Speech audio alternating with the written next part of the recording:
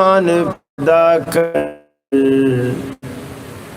عمر فاروق سا کوئی جری انسان پیدا کر، رگے تحریک کٹ جائے دم عثمان پیدا کر، علی المرتضی شیر ناظم اعلیٰ جمعیت اہل حدیث سندھ محترم ڈاکٹر عبدالحفیظ سمو حافظہ اللہ، اللہ رب العالمین آج آپ کو معنی بھی ان کے توسط سے کھلائے گا انشاءاللہ، اور شاید ہمیں بھی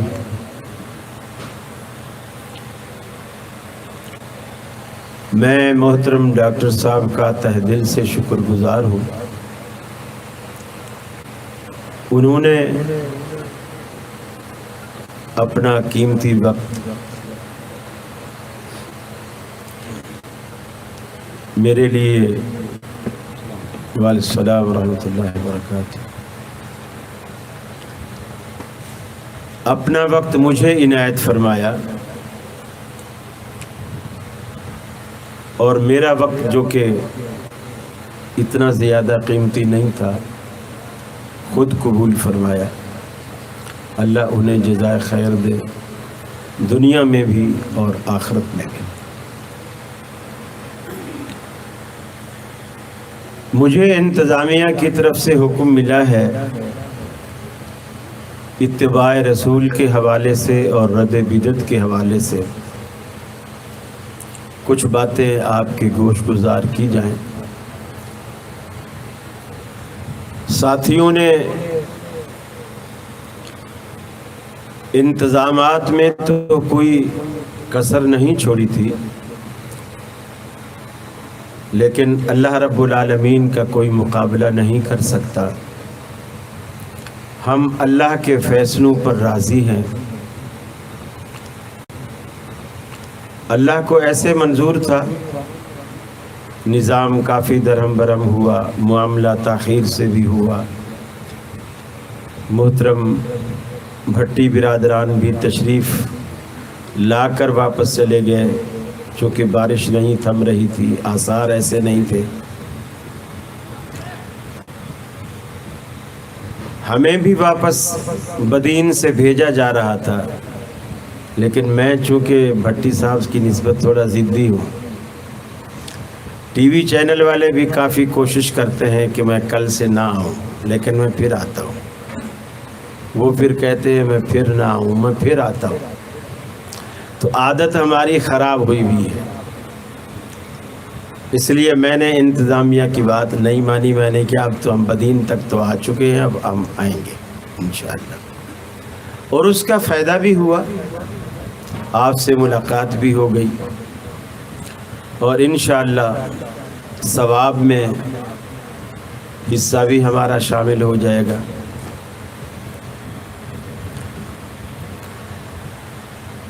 دنیا میں اللہ رب العالمین کو کوئی بھی عمل، اس کا کوئی بھی طریقہ جو بندہ اپنی عقل سے اختیار کرتا ہے، وہ ضروری نہیں ہے کہ اللہ کو وہی پسند ہو۔ البتہ یہ ضروری ہے کہ اللہ رب العالمین کو وہ طریقہ ضرور پسند ہے جو محمد الرسول اللہ صلی اللہ علیہ وسلم نے اختیار کیا ہے، اور اس میں کئی شرائط،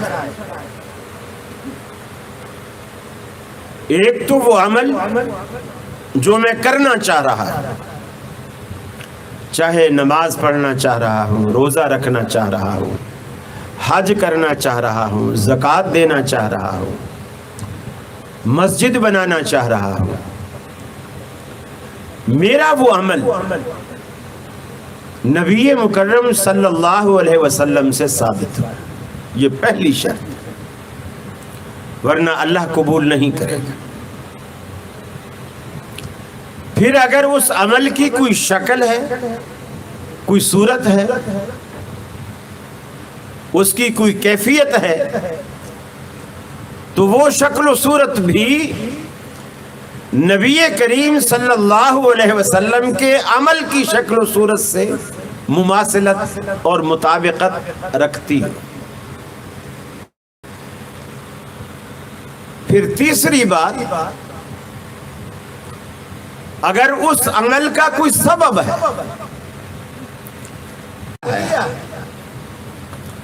کوئی وجہ ہے، تو وہ وجہ بھی رسول اکرم صلی اللہ علیہ وسلم کے اس عمل کی وجہ سے مطابقت رکھتی ہے۔ پھر اگر وہ عمل کسی جگہ کے ساتھ، خصوصیت کے ساتھ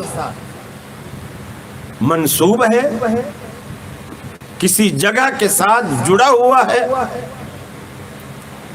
تو اس جگہ کا ثابت ہونا بھی نبی کریم صلی اللہ علیہ وسلم سے ثابت ہو۔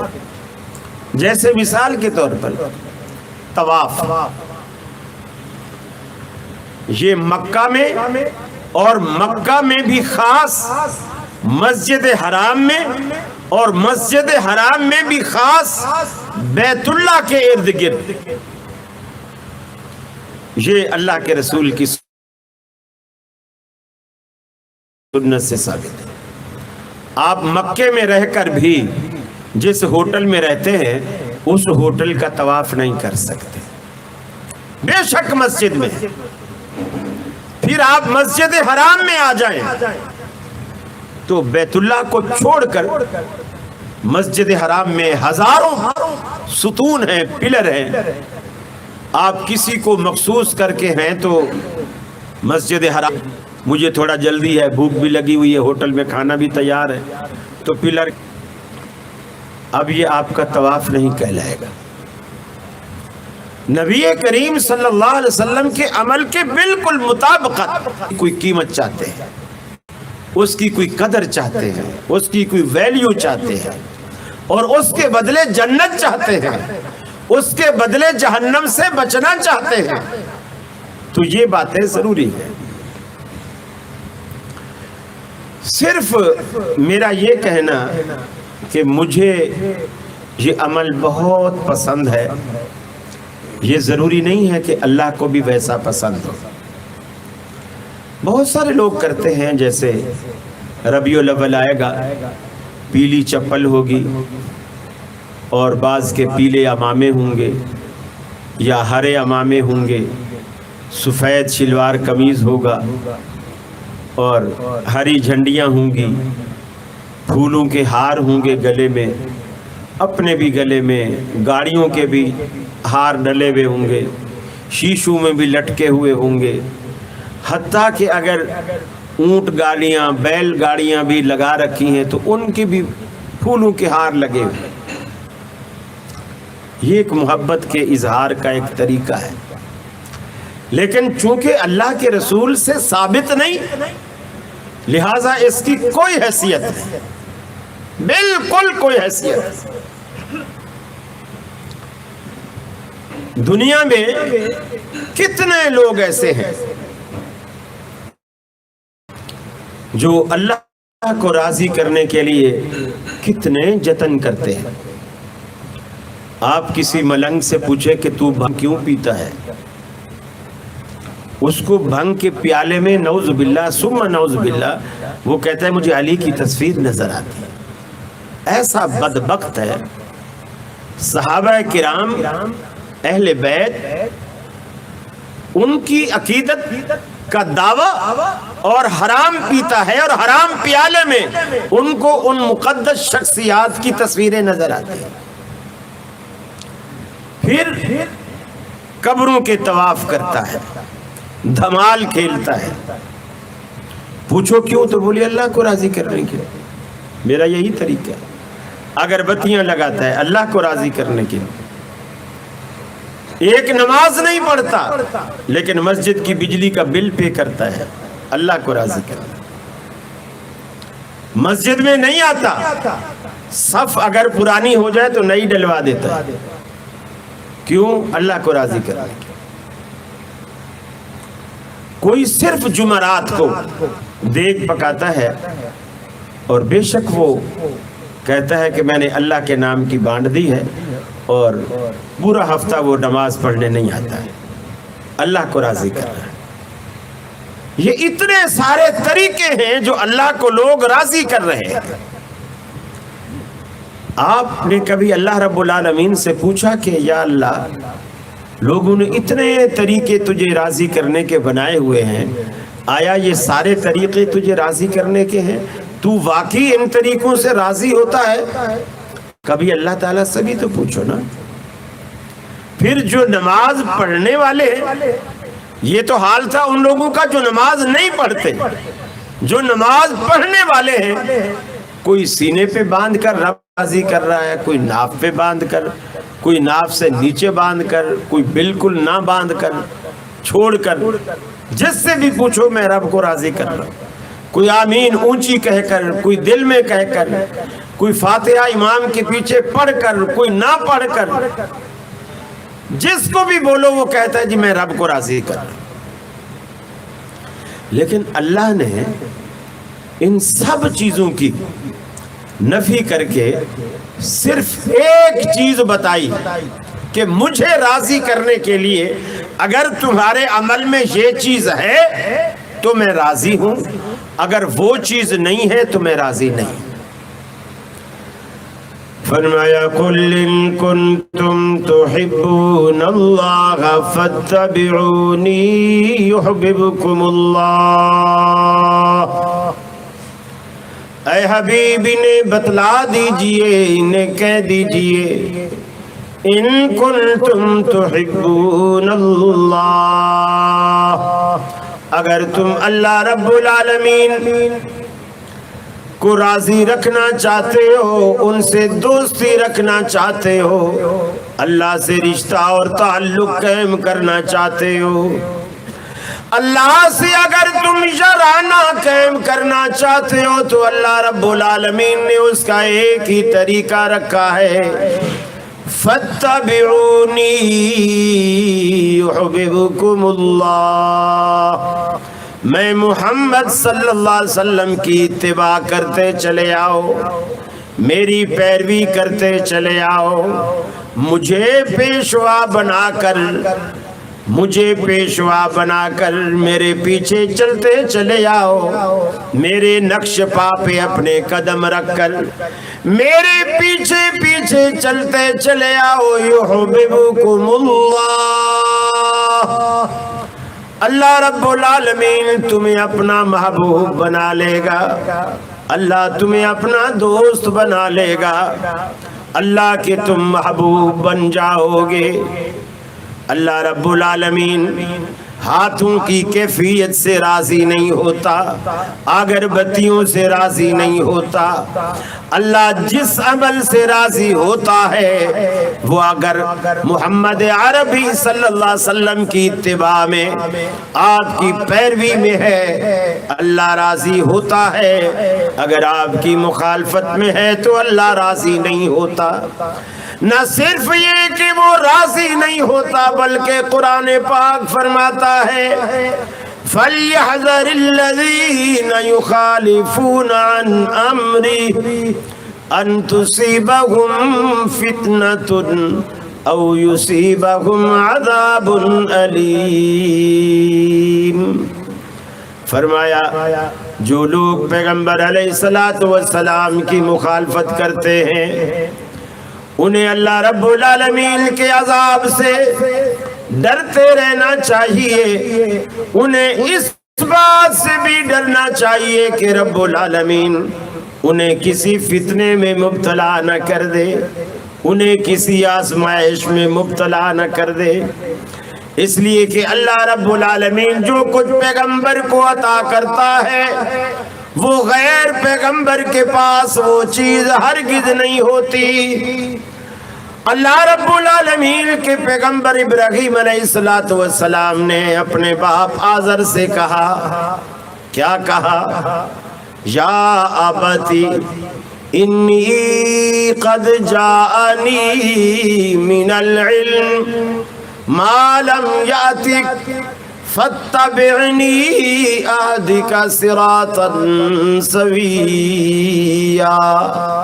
ابا جی میری پیروی کیجئے، انی قد جاءنی من العلم، میرے پاس اللہ نے علم وحی عطا کیا ہے۔ اصل دنیا میں متاع، دنیا میں پیروی کیے جانے کے قابل اللہ کی وحی والا علم ہے، اور اللہ کی وحی کبھی غیر پیغمبر کے پاس نہیں آتی۔ اللہ رب العالمین نے مجھے وہ وحی کا علم عطا کیا ابا جی جو آپ کو عطا نہیں کیا۔ عمر میں آپ بڑے ہیں، رشتے میں آپ بڑے ہیں، لیکن مرتبے میں میں بڑا ہوں۔ بے شک تمہارا بیٹا ہوں، آپ میرے باپ ہیں، اس سے مجھے انکار نہیں۔ بار بار قرآن کے الفاظ میں اسے دہراتے ہیں، یا آباتی، اے میرے پیارے ابا جان، لیکن یہ بھی سناتے ہیں کہ رب العالمین نے جو علم مجھے عطا کیا ہے وہ رب العالمین نے آپ کو عطا نہیں کیا، لہذا میں پیغمبر ہوں، آپ پیغمبر نہیں۔ میں بیٹا بے شک ہوں، لیکن رتبے میں، مرتبے میں، شان میں آپ کا اور میرا کوئی مقابلہ نہیں۔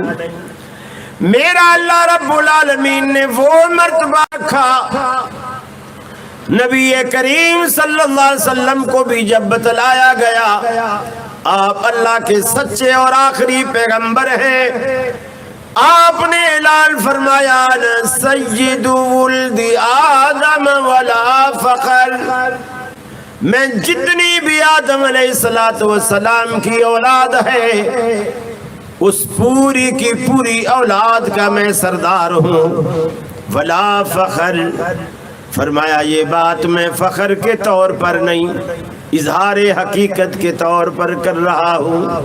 یہ حقیقت ہے کھلی، پوری کی پوری انسانیت، جس میں سارے صحابہ بھی شامل، تابعین بھی شامل، ائمہ اور فقہا بھی شامل، محدثین بھی شامل، ساری کائنات شامل ہے، لیکن آمنہ کا لال ان سب کا سردار ہے۔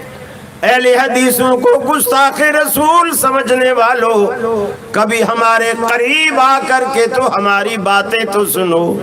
ہم تو کہتے ہیں ساری کائنات دوسرے پلڑے میں ڈال دی جائے، اکیلے پلڑے میں آمنہ کے لال کو رکھ دیا جائے، پھر بھی فرشتے نے شہادت دی، واللہ لو وزنتہ بامتہ لرجعہا، اللہ کی قسم اگر کائنات میں دوسرے پلڑے میں پوری کی پوری کائنات کو رکھ دیا جائے اور ایک پلڑے میں اکیلا آمنہ کے لال کو رکھ دیا جائے، لرجعہا، ساری کائنات کا پلڑا جھک جائے گا، آمنہ کے لال کا پلڑا، ساری کائنات کا پلڑا اٹھ جائے گا، آمنہ کے لال کا پلڑا وزنی اور بھاری ہو جائے گا۔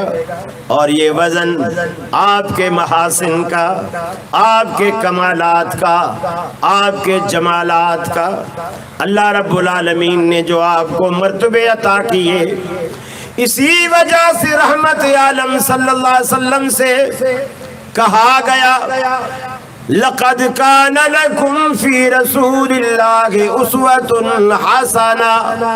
کراچی والو، گلارچی والو، بدین والو، ماتلی والو، ٹھٹھے والو، اگر دنیا میں تم کوئی بہترین نمونہ تلاش کرنا چاہتے ہو، بہترین نمونہ آمنہ کے لال کی زندگی ہے۔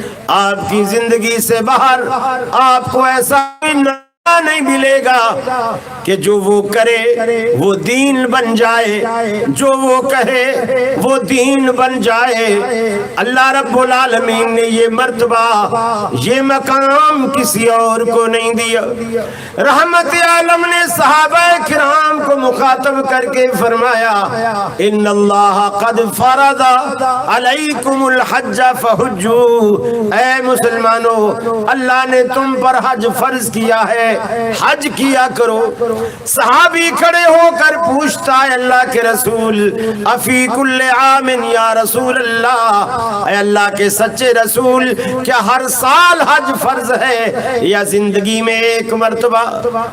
آپ نے سنی انسنی کر دی۔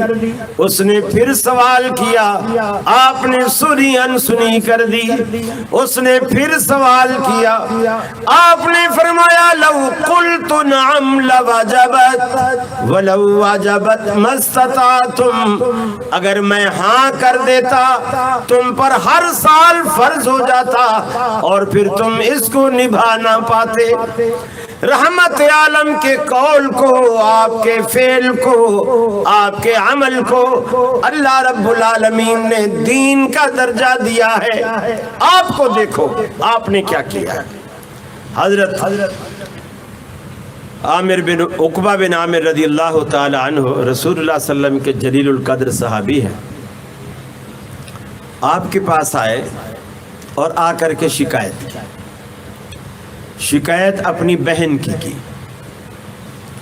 وہ یہ شکایت کی کہ یا رسول اللہ صلی اللہ علیہ وسلم، میری بہن کو پتہ چلا ہے کہ آپ بھی اس سال عازم سفر حج ہے، آپ حج کا ارادہ رکھتے ہیں، تو اس نے بھی نیت کر لی کہ میں بھی آپ کے ساتھ حج پہ جاؤں گی، لیکن اس نے کچھ 3 شرطیں رکھی اپنے لیے، اپنے اوپر لازم کر لی۔ ایک وہ یہ کہتی ہے کہ میں سارا سفر حج کا مدینے سے مکے تک کا یہ پورا پیدل کروں گی، سواری پر سوار نہیں ہوگی، اس لیے کہ حج میں مجھے جتنی تکلیفیں آئیں گی، میری تکلیفیں جب بڑھیں گی میرا اجر بھی بڑھے گا، ثواب بھی بڑھے گا، مجھے بہت زیادہ میرا حج مبرور بن جائے گا جو نیکیوں سے بھرپور ہوگا۔ دوسری بات وہ یہ کہتی ہے کہ پیدل تو کروں گی، سواری پر نہیں بیٹھوں گی، لیکن ننگے پاؤں کروں گی، جوتا بھی نہیں پہنوں گی، تاکہ راستے میں جو کنکر وغیرہ پتھر نوکیلے یہ میرے پاؤں میں لگیں، چبھیں، کبھی خون نکلے، کبھی چھالے پڑے، تکلیف مجھے جتنی ہوگی میری نیکیاں اتنی زیادہ ہوں گی۔ یہ صوفیہ بھی کچھ ایسی سوچ رکھتے ہیں، کچے دھاگے کے ساتھ کنویں میں الٹے لٹکے رہے 40 سال تک، پھر لوگ کہتے ہیں سبحان اللہ۔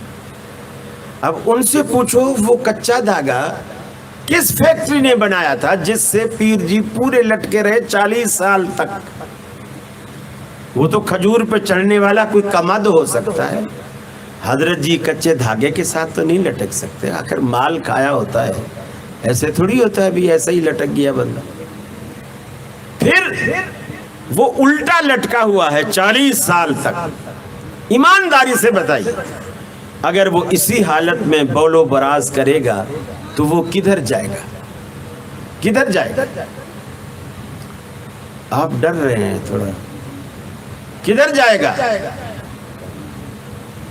ظاہر بات ہے جب الٹا لٹکا ہوا ہے اس کو پیشاب آئے گا تو کس طرف جائے گا؟ منہ کی طرف آئے گا نا۔ گھبرا رہے ہیں بیچارے، تو لوگ گستاخ ہمیں کہتے ہیں، اور اس سے بڑی گستاخی کیا ہوگی کہ آپ بزرگوں کو الٹا لٹکا کے پیشاب پکانے ان کے پورے جسم سے بہتے ہوئے آ رہے ہیں اور منہ کی طرف جا رہے ہیں، کس قدر غلاظت۔ پھر فلاں بزرگ دریائے گنگا میں ایک ٹانگ کے اوپر جی 40 سال تک کھڑا رہا ایک وظیفہ پڑھنے کے، اب کوئی پوچھے کہ وہ پیر جی تھے یہ بگلے کی نسل کا کوئی آدمی تھا، ایک ٹانگ پہ کھڑا تھا۔ اب آپ دیکھیے تیسری بات، وہ کہتے ہیں یا رسول اللہ میری بہن تیسری بات یہ کہتی ہے میں سارے سفر میں ننگے سر جاؤں گی، سر پہ دوپٹہ استعمال نہیں کروں گی، اس لیے کہ بکھرے بال ایک تذلل کی علامت ہے، اور میں اللہ کی دربار میں انتہائی پستی کے ساتھ پیش ہونا چاہتی ہوں تاکہ اللہ رب العالمین میرے اس تذلل کو اپنی جناب میں قبول کر کے مجھے عزت بھی دے، وقار بھی دے، اور میرے حج کو نیکیوں سے بھرپور بھی بنا دے۔ رسول اللہ صلی اللہ علیہ وسلم نے کہا اپنی بہن سے جا کر کے کہو اللہ کو تیرے ان تکلفات کی اور ان تکلیفوں میں پڑنے کی اللہ کو کوئی ضرورت نہیں ہے، اللہ کو کوئی ضرورت نہیں ہے۔ سواری پر بھی سوار ہو، جوتا بھی پاؤں میں استعمال کر، دوپٹہ بھی سر پہ استعمال کر تو ہمارے ساتھ جا سکتی ہے، ورنہ نہیں جا سکتی۔ نبی کریم صلی اللہ علیہ وسلم نے دو ٹوک الفاظ میں کہہ دیا کہ دین میں اگر کوئی حیثیت ہے تو میری سنت کی، میری سنت کے بعد پھر کسی رائے کی، کسی عقل کی، اس کی نیت کتنی ہی نیک کیوں نہ ہو، جیسے عقبہ بن عامر کی بہن کی نیت نیک ہے لیکن اللہ رب العالمین اسے قبول نہیں کر رہا۔ یہ پہلی اور بنیادی چیز ہے۔ آج کتنے دنیا میں لوگ ایسے ہیں، وہ آپ کو بتائیں گے اپنا نام بتاؤ، تاریخ پیدائش بتاؤ، والدہ کا نام بتاؤ، والد کا نام بتاؤ، پھر وہ آپ کو حساب کر کے بتائیں گے کون سے والا پتھر آپ کے لیے مفید ہے، آیا عقیق، آیا فیروزہ یا کوئی اور۔ وہ یہ تاریخیں پوچھ کے آپ کو حساب کتاب کر کے بتائے گا، لیکن سیدنا فاروق اعظم رضی اللہ تعالی عنہ بیت اللہ میں ایک کونے میں رکھا ہوا ایک پتھر ہے جو جنت سے آیا ہے۔ ایک وقت وہ تھا جو نبی کریم صلی اللہ علیہ وسلم نے خود اسے اپنے ہاتھوں سے نصب کیا تھا۔ اس کو اگر چونکہ جنت سے آیا ہے، عام پتھر نہیں ہے، اگر ہم کسی پتھروں میں خاصیت مانیں کہ یہ بگڑیاں سنوار سکتا ہے یا یہ کر سکتا ہے وہ کر سکتا ہے تو وہ حجر اسود ہوتا۔ کسی پتھر میں یہ خاصیت ہوتی تو یہ پتھر ہوتا۔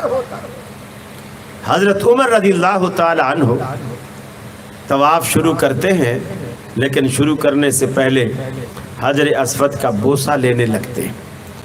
بوسہ لینے کے لیے جھکے، پھر رک گئے، پھر واپس سیدھے کھڑے ہو گئے، حجر اسود کو مخاطب کیا اور کہا کہ میری نظر میں تو صرف ایک پتھر ہے، نہ نقصان دے سکتا ہے نہ نفع دے سکتا ہے۔ اللہ کی قسم اگر میں نے محمد رسول اللہ صلی اللہ علیہ وسلم کو نہ دیکھا ہوتا کہ وہ تجھے بوسہ دیتے ہیں، میں تجھے کبھی بوسہ نہ دیتا۔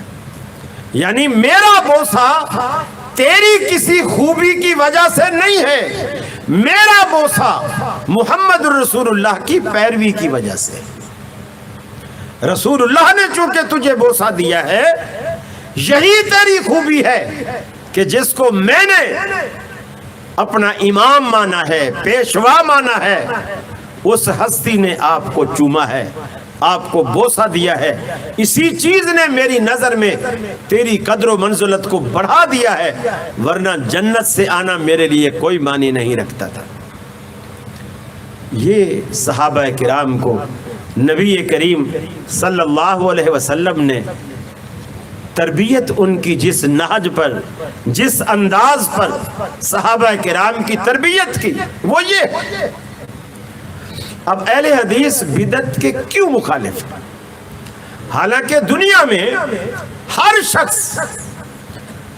شخص یہ چاہتا ہے میری گاڑی نئے سے نئے ماڈل کی، میرا جوتا نیا، میرے کپڑے نئے، میرا چشمہ نیا، میرا گھر نیا، میرا آفس نیا، میرے آفس کا فرنیچر ہر سال نیا ہو۔ پیسے اجازت نہ دے تو الگ بات، اگر پیسے اجازت دے تو پھر آدمی ان چیزوں کو نہیں سوچتا، پھر وہ کر گزرتا ہے۔ تو دین کیوں 1400 سال پرانا چل رہا ہے؟ ہر چیز ہم نہیں پسند کرتے ہیں، دین کیوں نیا پسند نہیں کرتے؟ بدعت کیوں حرام ہے؟ بدعت عمل کو کیوں برباد کر دیتی ہے؟ فرمایا اليوم اکملت لکم دینکم واتممت علیکم نعمتی وردیت لکم الاسلام دینا۔ فرمایا آج کے دن حجۃ الوداع کے موقع پر رحمت عالم نے اعلان فرمایا، جبریل علیہ السلام یہ آیت کریمہ آپ کے پاس لے کر آئے، آپ نے صحابہ کرام کے سامنے تلاوت فرمائی، اليوم اکملت لکم دینکم واتممت علیکم نعمتی ورضیت لکم الاسلام دینا۔ آج کے دن میں نے اپنا دین تم پہ مکمل فرما دیا، بطور دین کے تمہارے لیے اسلام کو پسند فرما لیا۔ بدعت اس لیے حرام ہے کہ بدعت کرنے والا شخص، کوئی بھی بدعتی شخص اللہ کے دین کو کامل نہیں سمجھتا، اس آیت پر اس کا ایمان کامل نہیں ہوتا، وہ سمجھتا ہے بہت ساری باتیں، بہت ساری چیزیں ابھی ایسی ہیں جو دین میں رہ گئی ہیں، بہت ساری باتیں تھی جو دین میں آنی تھی، جو اللہ تبارک و تعالیٰ کے رسول نے، صحابہ کرام نے نہیں کی، وہ دین کو خود مکمل کرنے کی کوشش کرتا ہے۔ یہی سب سے بڑی گمراہی ہے۔ آپ کو بتائے گا، بدعت بتائے گی کتنے عرصے تک آپ کیلوں کو بحفاظت رکھ سکتے ہیں۔ کیلے اس طرح لٹکائے جائیں، ان کے نیچے کی جو دمیں ہیں وہ قبلے کی طرف کر دو۔ پڑھا ہے آپ نے کہیں؟ دیکھا ہے آپ نے یہ کبھی؟ کیلے زیادہ عرصے تک محفوظ رہیں گے۔ کیسے؟ دھاگے سے باندھ کے لٹکاؤ، اور کیلا جو یوں تھوڑا سا یوں بوڑھا ہوا ہوتا ہے نا، تو نیچے جو ان کی دمیں ہوتی ہیں ان کا رخ قبلے کی طرف کر دو، پھر جلدی خراب نہیں ہونا۔ آج کل پیٹرول بہت مہنگا ہے، ٹینکی کا جب ڈھکنا کھولو، پیٹرول والا آئے، آپ سورہ کوثر پڑھنی شروع کر دو، 3 دفعہ سورہ کوثر پڑھو، پیٹرول آپ کا جو ہے 30% یعنی 30 کلومیٹر زیادہ طے کرے گا۔ اب کوئی پوچھے یہ مسئلے تمہیں کس نے بتائے؟ پھر اخلاقی پستی کا یہ عالم ہے۔ ایک مدنی تکیہ نکلا ہے، مدنی تکیہ ہرے رنگ کا ہے، مدنی تکیہ ہے، یہ اخلاقی پستی کا شاہکار۔ وہ کس لیے بنایا گیا کہ جب موٹر سائیکل پہ 2 بندے اگر بیٹھے تو دونوں اپنے درمیان اس تکیے، مدنی تکیے کو رکھیں، مدنی تکیے کو رکھیں۔ مجھے ایسا لگتا ہے الیاس قادری صاحب کبھی ایک دفعہ بغیر تکیے کے بیٹھ گئے تھے، ان کو ساری سمجھ آ گئی کہ یہاں تکیہ ہونا چاہیے۔ ایسی بدبختی، ایسی دین کا ایسا حلیہ بھی گاڑا ہوا۔ جب آدمی سنت کو چھوڑتا ہے، اس کی عقل سر کی بجائے گھٹنے میں، پھر گھٹنے کی بجائے ٹکنے میں چلی جاتی ہے۔ ظاہر بات ہے گھٹنا اور ٹکنا سوچنے اور سمجھنے کا کام تو نہیں لیتا۔ کسی نے پوچھا حضرت رمضان میں استنجا کرنے کی کیا احتیاطی تدابیر ہے؟ رمضان میں استنجا کرنے کی کیا احتیاطی تدابیر ہے؟ مفتی صاحب فرماتے ہیں ایک تو زیادہ پھیل کے نہ بیٹھے، بہت احتیاط کی ضرورت ہے، سانس نہ لے، استنجا کرتے وقت سانس کو روک لے، ورنہ نیچے سے پانی جو ہے معدے تک پہنچنے کا اندیشہ ہے اور اس سے روزہ ٹوٹ جائے گا۔ کوئی پوچھے بدبخت ہو یہ تمہاری آنتیں ہیں یا فوم ہے کہ پانی نیچے سے لگے گا وہ چوستا ہوا معدے تک پہنچا دے گا؟ 20 فٹ سے لمبی آنت لپیٹ کے اللہ نے رکھ دی ہے، اور اللہ نے ایسا سسٹم ہی نہیں رکھا ہے کہ آدمی پانی کو نیچے سے اوپر سک کرے۔ پانی اوپر سے نیچے آتا ہے، نیچے سے اوپر جانے کے لیے اس کو مشین چاہیے، پریشر چاہیے، بجلی بھی چاہیے، کرنٹ بھی چاہیے، ورنہ کم از کم سیل تو چاہیے ہی چاہیے۔ عجیب تماشے۔ یہ جب بھی انسان سنت کی مخالفت کرتا ہے، سنت کو چھوڑتا ہے، اللہ رب العالمین اسے کہیں کا نہیں رکھتا، دنیا مذاق اڑاتی ہے۔ ایک نے کہا حضرت میں مدینہ شریف سے کھجوریں لایا تھا، ایک کھجور کو کھولا تو اندر سے مدینہ شریف کا کیڑا نکلا، مدینہ شریف کا کیڑا نکلا ہے۔ اب سوال یہ ہے میں پریشان ہوں جب سے، میں اس کو واپس مدینہ شریف پھینکواؤں یا یہاں کہیں گرا دیں؟ چونکہ یہاں گراؤں گا تو یہاں کے کوے ووے اسے کھا جائیں گے، پھر مجھے گناہ ہوگا، میں کیا کروں؟ انہوں نے کہا نہیں، مدینہ تو خیر پھینکوانے کی ضرورت نہیں ہے، واپس اسی کھجور میں لپیٹ کے کہیں بھی پرندوں سے بچا بچو کے کسی پودے میں، گملے میں، کسی جگہ بھی اس کو دبا دو۔ سبحان اللہ، کیا حل ہے کیڑے شریف کا، کیس کیڑے شریف کا؟ ارے بدبختو، اس کا آسان حل یہ تھا کہ اس کیڑے کو کھجور کھول کر نکالا ہی کیوں؟ کیڑے سمیت ہی کھا لیتے، جان چھوڑ، کیڑے سمیت ہی کھا جاتے۔ مدینہ شریف کا کیڑا شریف تھا نا، کوئی گندی چیز تھوڑی تھی، مدینہ شریف کا کیڑا شریف۔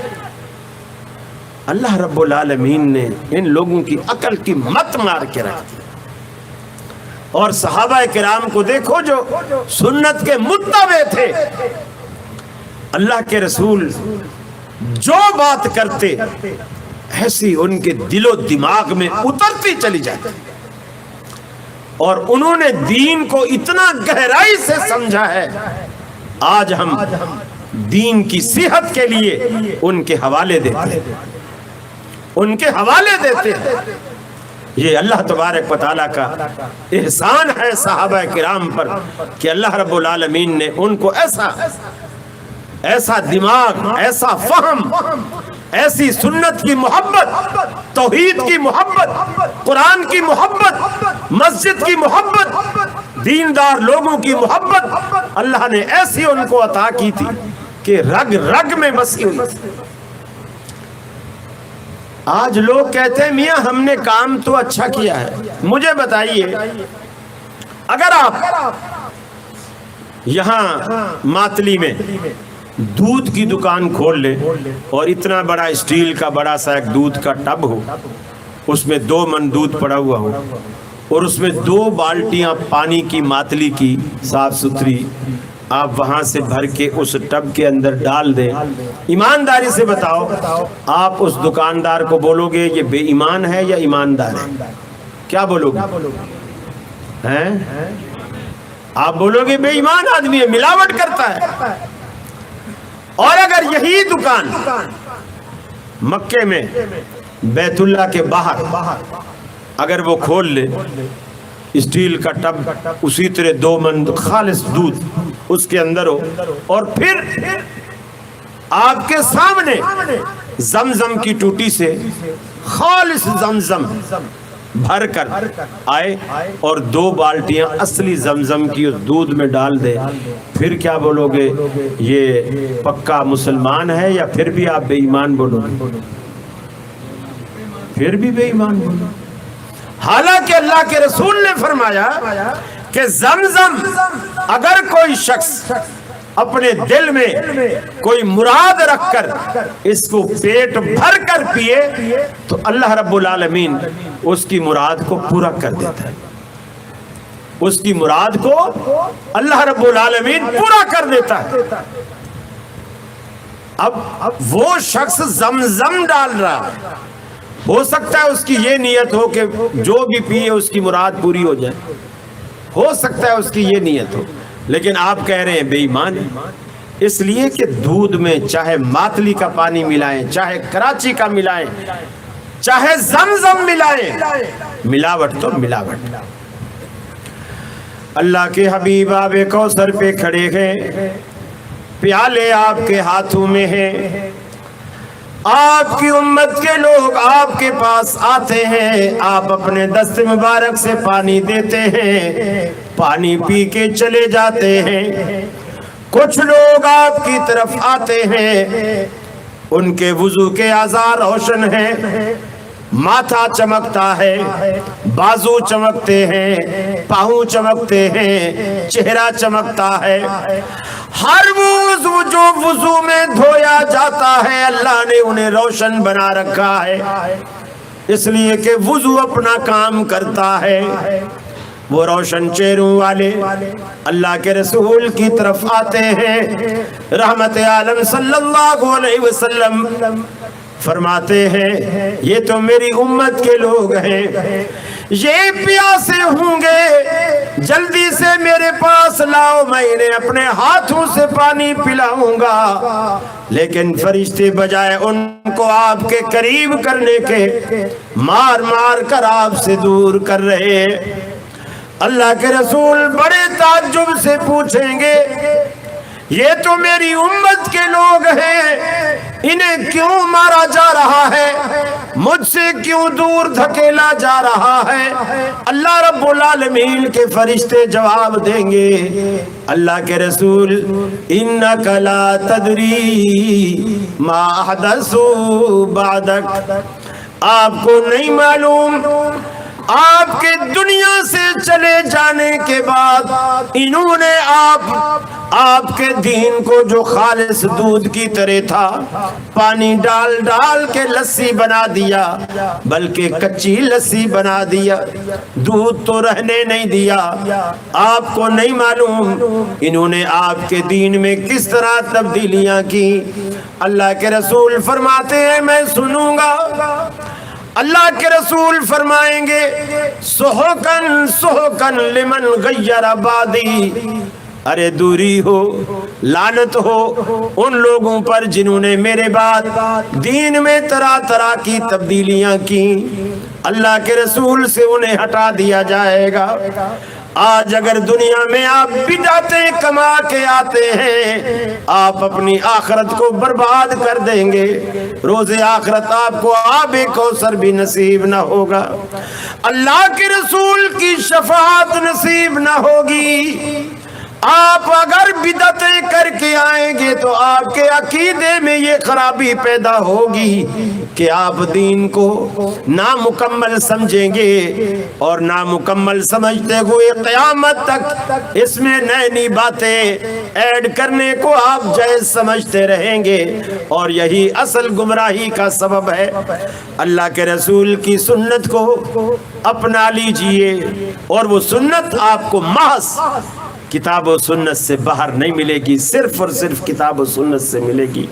بدعات سے بچیے، خرافات سے بچیے، لوگ کیا کہتے ہیں، لوگ کیا کرتے ہیں، اس کی آپ پرواہ نہ کیجئے۔ تیسرے دن کھانا پکانا ہے کہ دوسرے دن جب بھی آپ کو بھوک لگے کھانا پکائیے، خود بھی کھائیے، ہمیں بھی کھلائیے۔ وآخر دعوانا ان الحمدللہ رب العالمین۔ السلام علیکم۔